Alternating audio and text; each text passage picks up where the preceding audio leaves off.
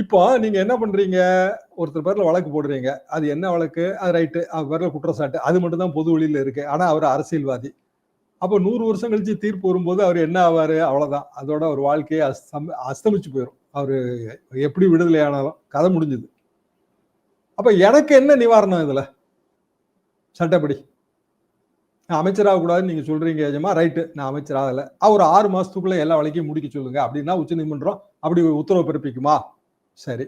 ஐயா எனக்கு வந்து பெயிலும் வேணும், பதவியும் வேணும் அப்படின்னு நான் ஒரு பெட்டிஷன் போட்டேன்னு வைப்போம்.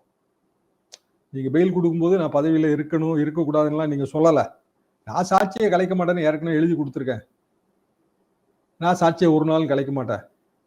நான் ஒரு அரசியல்வாதி. நான் ஒரு எம்எல்ஏங்கிற அடிப்படையில் எனக்கு தகுதி இழப்பு கிடையாது இது. ஏன்னா தகுதி இழப்பு 2 வகைங்க. For being a member, for being chosen as a member. ஒருவர் எம்பியாகவோ எம்எல்ஏவாகவோ தொடர்வதற்கு ஃபார் பீயிங் ஏ மெம்பர் ஒரு தகுதி இழப்பு பட்டியல் இருக்கு. For being chosen as a member எம்எல்ஏவாகவோ எம்பியாகவோ தேர்ந்தெடுக்கப்படுவதற்கு ஒரு தகுதி இழப்பு இருக்கு. இந்த பட்டியலுக்குள்ள வந்தா தான் தகுதி இழப்பு வரும். அப்படியான தகுதி இழப்பு இல்லை இதுல. தண்டனை கிடைச்சா தகுதி இழப்பு வரும்.